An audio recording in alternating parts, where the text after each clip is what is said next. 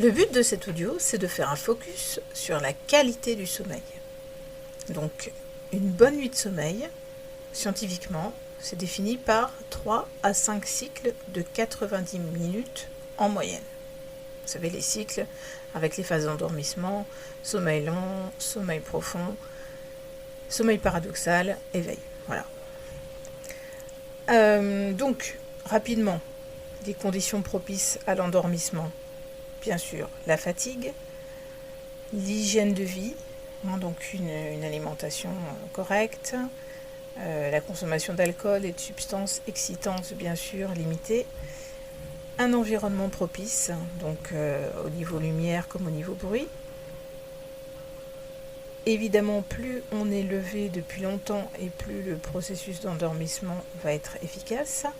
Et puis, bien sûr, le respect des rythmes circadiens, c'est-à-dire l'alternance jour-nuit. Les troubles du sommeil les plus fréquents, les insomnies, la somnolence diurne excessive, les apnées du sommeil, le syndrome des jambes sans repos. Bon, ça, c'est pour la partie information. Vous retrouverez tellement de choses sur Internet là-dessus que je ne vais pas m'étendre plus. Pourquoi je fais cet audio ? Tout simplement parce qu'il me semble que quand on a des problème d'énergie, ça fait partie des choses qu'on doit interroger. Est-ce que l'on dort suffisamment ? Et est-ce que le sommeil est de qualité suffisante ? Alors, là, ce que je voulais vous dire, c'est de tordre un petit peu le cou aux idées reçues. D'abord, ce que j'ai constaté en regardant un petit peu sur des sites corrects, c'est que nous dormons en moyenne 1h30 de moins qu'il y a 50 ans. Donc, c'est pas histoire de dire il faut dormir plus, c'est pas ça.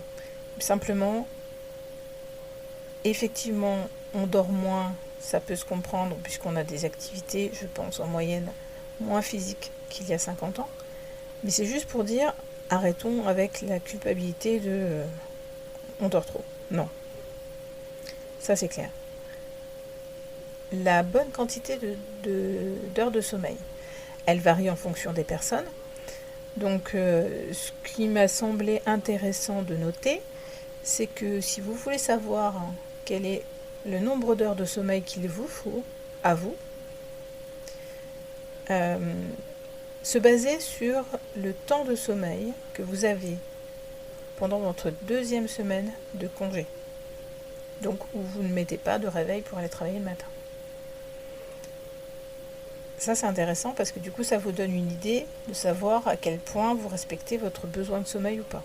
Et ça vous permet peut-être de pallier un petit peu et de vous raisonner en vous disant peut-être qu'il faudrait que j'aille me coucher un peu plus tôt, quelques jours dans la semaine, parce que sinon, ça va pas le faire. Donc ça, c'est un indicateur. Et puis, donc si vous avez l'impression de ne pas être suffisamment reposé, si vous avez l'impression de ne pas bien dormir, sans savoir vraiment expliquer pourquoi, puisque les différentes sortes d'insomnie, ça peut être du mal à s'endormir, mais ça peut être aussi des réveils, plusieurs réveils pendant la nuit. Donc c'est pas la même chose. Évidemment, si c'est de l'insomnie, essayez, il y a bien sûr plein de leviers pour essayer de mieux s'endormir, mais si c'est quelque chose qui dure, il faut bien sûr aller consulter. Alors, consulter, c'est vrai que l'idéal, c'est d'avoir quand même des choses à dire au médecin. Il va vous poser des questions de toute façon, donc en attendant d'aller le voir, vous pouvez remplir ce qu'on appelle un agenda du sommeil. Vous trouverez ça sur le réseau Morphée, je trouve qu'il est très bien fait. C'est une surveillance pendant 3 semaines de votre sommeil et de vos phases d'éveil. Alors ils disent qu'effectivement, dans l'idéal, pour qu'il y ait le plus d'informations utiles possible, il faudrait qu'il y ait une période de travail et une période de vacances. Donc cet agenda du sommeil, c'est simplement noter l'heure à laquelle vous vous couchez, pas forcément l'heure à laquelle vous vous endormez, mais même si vous lisez, l'heure à laquelle vous vous couchez. Là, derrière, à peu près l'heure à laquelle vous éteignez tout, vous arrêtez toute activité. Et puis, si jamais il y a des moments de réveil, vous le notez aussi. Le matin, vous notez l'heure à laquelle vous vous levez. dans quel état vous êtes. Est-ce que vous avez l'impression, parce que ça c'est important aussi, d'avoir eu un bon sommeil, un sommeil moyen ou un mauvais sommeil. Et dans la journée, aussi de noter ce qu'il s'est passé, s'il s'est passé des choses particulières. Pareil, le soir, si vous vous couchez et que vous avez mal à la tête, ou vous avez de la fièvre, ou quelque chose comme ça, vous le notez aussi. Et en fait, ça permet d'avoir un suivi sur 3 semaines, de savoir quelle est la quantité le nombre d'heures que vous avez passé allongé, en tout cas en attente de sommeil, comment vous étiez, dans quel état dans la journée, est-ce que vous avez fait des siestes, est-ce que vous avez des périodes de somnolence, voilà. Et ça vous permettra aussi d'avoir des choses à dire à votre médecin.